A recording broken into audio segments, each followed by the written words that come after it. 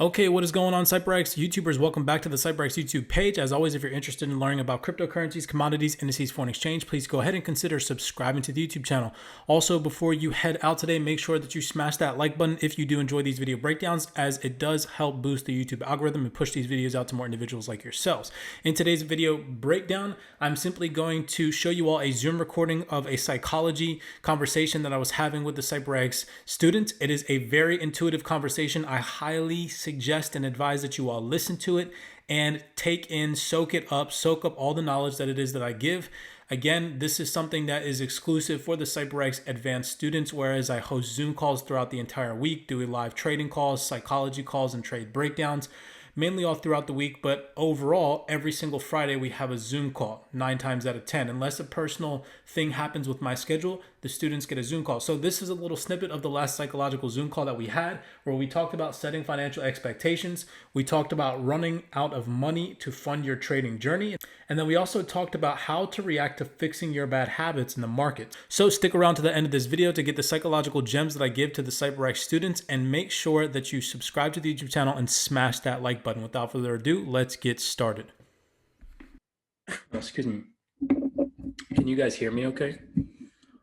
Yeah. I'm going to share this. Yeah. I'm going to share this screen just for the sake of this this video recording. But so pretty much what I was just sitting there in my kitchen, sitting there thinking about where I want to be at in life and how far along I've come in the road of financial freedom.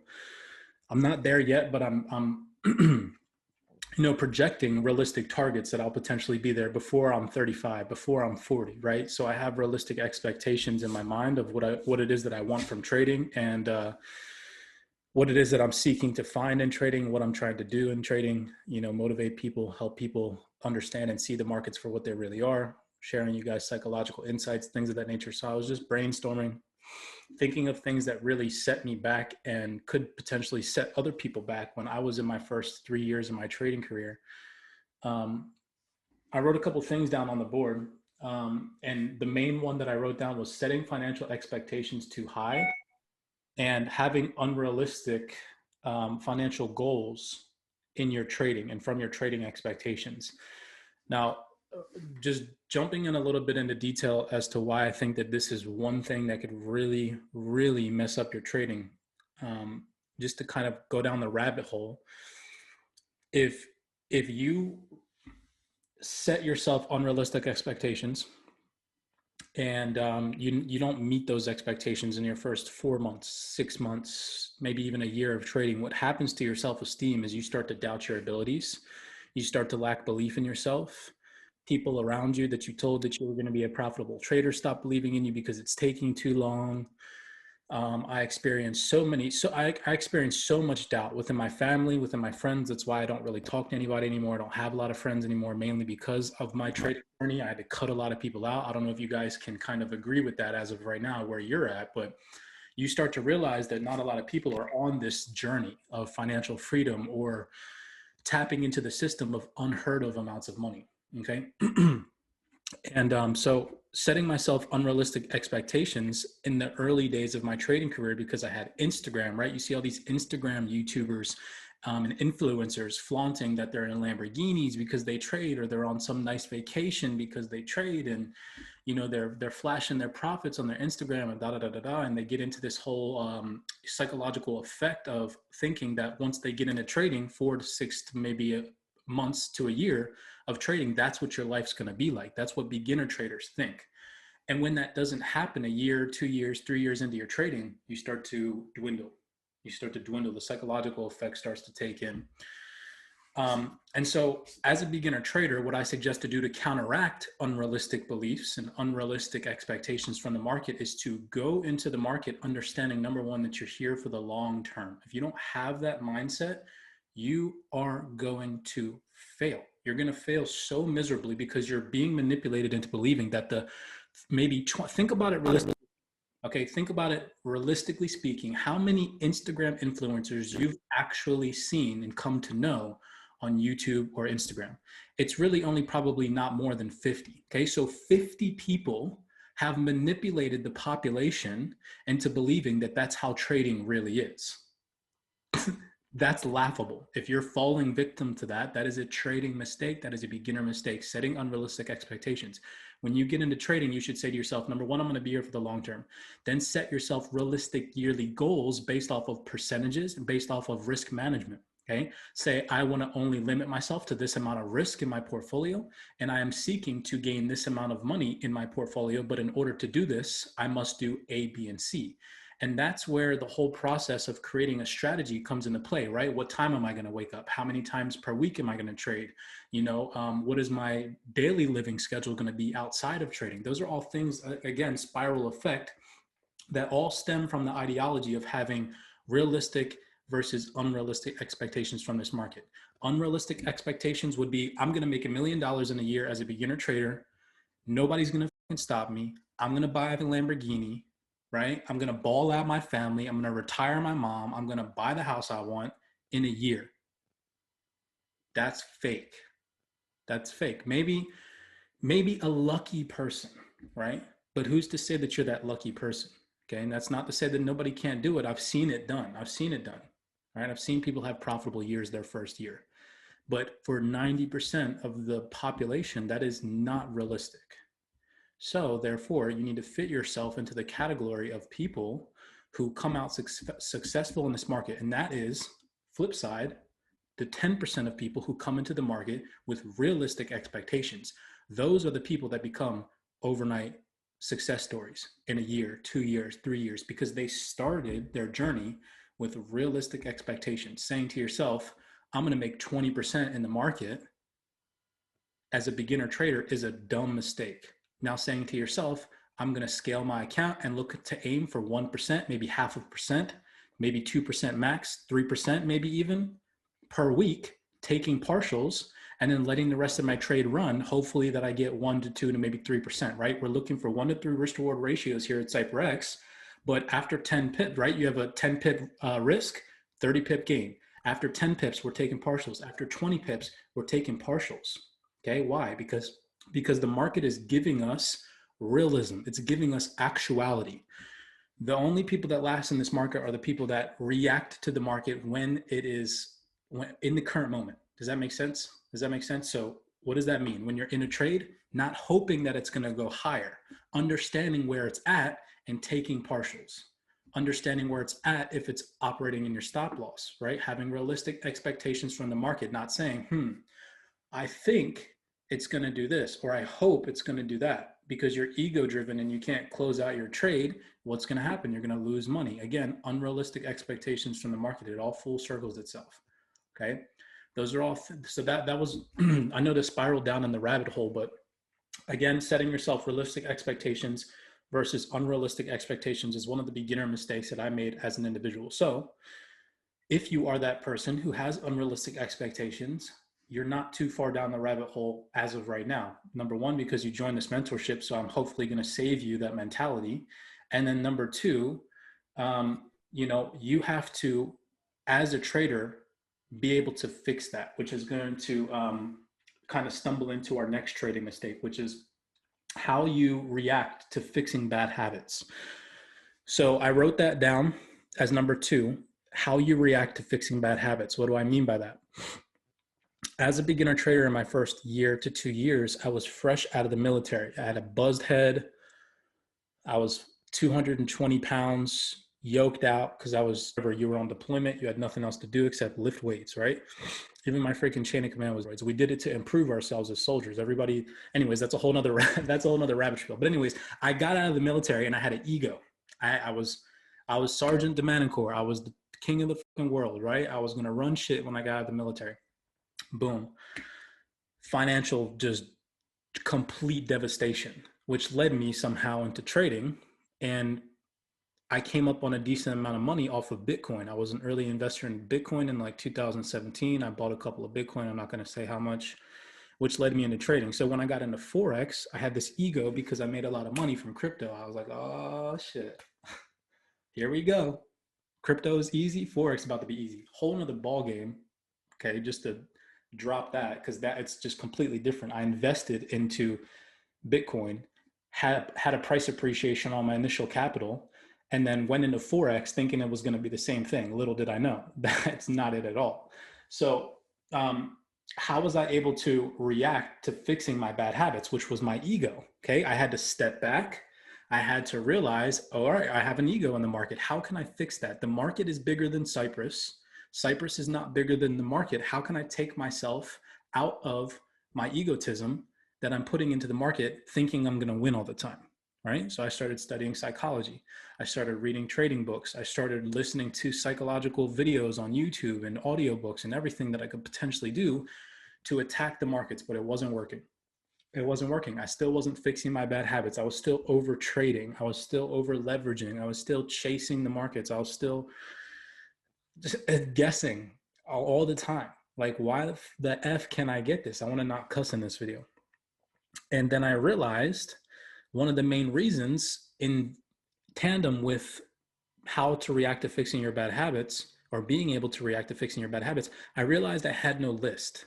So every single day I came into the market, I didn't know what I did the day prior. So I didn't know what I did yesterday because I had no recollection of it. I wasn't visually seeing what it is that I've done wrong in the markets and having a physical picture or a list of saying, all right, I made that mistake before. Now let me not make that mistake again. And then when I started doing that, I shit you not, like anybody that's been to my house, Ezra's been to my house, Lisette's been to my house, Tavri's been to my house. There's a couple other people, Spencer's been to my house, a couple other people have been to my house. And anybody that goes in my closet, I think Spencer and Ezra are probably the only people that's seen it, but I have journals like this. They look like this. They're little black journals. And I have probably like 10 of them, analyzing every single freaking thing that I did wrong in the market, every single thing. And then I had a general list of what I did wrong, which was trading outside of New York. So I came up with the New York trading session strategy. See how I fixed that? Over leveraging. So how did I fix it? I said to myself, okay, well, every trade that I lose, I risk 5%. Why do that? If I would have risked 1% on this trade, I wouldn't be at a deficit the way that I am right now. So how do I fix it? Only risk 1%. I wrote that down, right? So once I started doing that, and there were more flaws than that, but I started reacting to fixing bad trading habits. I actually started doing it. I started applying the psychology that I was listening to. The book that I listened to said, go outside, meditate for 30 minutes and think about your life. So that's what I actually started doing, right? And when I started doing those things, only trading during New York, only risking 1% to 2%, only taking a 1 to 3 risk reward ratio max based off of discounted price, breakup structure, reaction to psychological level, all of those things is when my trading started to improve. So a lot of people misconstrued that technical analysis and psychology is their only issue, but it's not. The issue might underlie in the fact that you're not able to react to fixing bad habits in the market, okay? You formulate a bad habit, over leveraging. For an example, okay, if you're at the CYPRX trading floor, if you're at the trading floor and you're there for 2 weeks and you're on a $100,000 account, you should leave that 2 weeks from the trading floor and at least 2% profit minimum. And at most, you should leave the trading floor in 2% drawdown. Why? Because you only risked 1%. You only took 2 trades because you're there for 2 weeks, and you only risked 1% each trade. So at worst, you come to the trading floor, you lose 2 trades. Guess what you just did? You only lost 1%. But if you make 2 trades, guess what? You leave the trading floor with anywhere between 1% to 6% based off of how you take partials. Do you see the psychology in that? There's nothing scientific or like smart about it. It's just common logical sense. And 90% of people, number one, can't fix bad trading habits because they don't even know what they are, because they have no list of them, and they're just egotistic and ego driven like I was, and they can't fix them. There's just so many of them. But that is a wave into one of them, which is fixing bad trading habits. So how do you fix that? If you're an individual that has bad trading habits, over leveraging, over analyzing, freaking out, okay? That's another thing. People freaking out, not understanding price action. It's okay, breathe. It's not a bad thing to not know what the heck is going on. I've been a profitable trader for 3 years, and there's still times on GPP JPY where I'm like, hey, yo, what the fuck is that? That's crazy. That don't even make sense. But then I'll just, okay, let me, if that's how I feel, if that's how you feel, get up from the charts. I promise you, the money's not going nowhere. Get up, take a break, go outside, walk, get some coffee. I'm telling you, it will work. You come back to the charts 5, 10 minutes later, and you're gonna be like, oh shit, I'm so happy I did not enter there, because now I see price pulled back a little bit more, and now boom, here's a better entry. So you go from being a trader who has bad habits. What do you have to do to fix them? Write them down. That's step one. Step number two, figure out step by step how you're going to fix each bad habit. Last step, actually take action to fix the bad habit. Okay. So, just to reiterate what we've covered so far, setting financial expectations too high, unrealistic goals, and then how you react to fixing bad habits. Last but not least, I'd like to cover this one, was a main problem that caused me just, I wanted to quit. I swear to God, I wanted to quit 3 years after trading, not profitable. I was like, man, this is nuts. I'm blowing through all of my money. I was straight on the verge of having $0 in my bank account. I'd never been so scared in my life. I remember walking down my old townhouse and down my steps. I was living with a roommate. My daughter and I shared a bedroom because she was only like 2 years old. I didn't feel the necessity to have a spare bedroom, so I rented out my apartment bedroom that should have been hers at the time to make rent, because I was like struggling for money trying to become a trader. And I remember having like $800 left. Yo, that shit was crazy. I was like, there's no way I'm about to go broke right now. So I remember buckling down that week. I don't remember what I did, but to bust my ass to make some money and pay my rent for that month. But I said, all right, I got this list of trading problems. How am I going to fix it? And that's where the other one stemmed from. But what I realized as a trader, as a beginner, one of the problems that you can run into is running out of money to fund your trading journey. Okay. Drops mic. Let me tell you how to fix this. All right. And what most beginners don't think about before they get into trading, which is kind of like a full circle. And it's just a spiral effect of just, you lose. You're going to lose. You're not going to come out on top. You're going to be part of the 10% of traders that just can't wiggle their way through this financial freedom, because it's crazy. I've never made $54,000 in my life until I learned how to trade. In 15 minutes, I made that. Not to brag or boast, and I don't do it all the time. I do it maybe once or twice, maybe 3 times a year, where you guys see me hit just big ass trades for no reason. It's unbelievable, right? But before that, the mindset that I had was completely just distraught. It was completely just distraught. And I realized coming into trading that you have to be able to fund your trading journey. So to fix that, you need to figure out, do you need to work a 9 to 5 job? Are you going to have any kind of side hustle, side income, side whatever? It doesn't matter. The worst thing that you can do is run out of money for trading and then quit. If you do run out of money to fund your trading journey, do not quit. Study on your off time, trade a demo account, do whatever you need to do to stay and keep your foot into the market and the groove of things, whether that's you limit the amount of money that you trade overall to fund maybe FTMO accounts or whatever the case may be, fund a small account. Who cares what your approach is, because there's 2 ways of approach to becoming profitable: growing a small account or getting funded.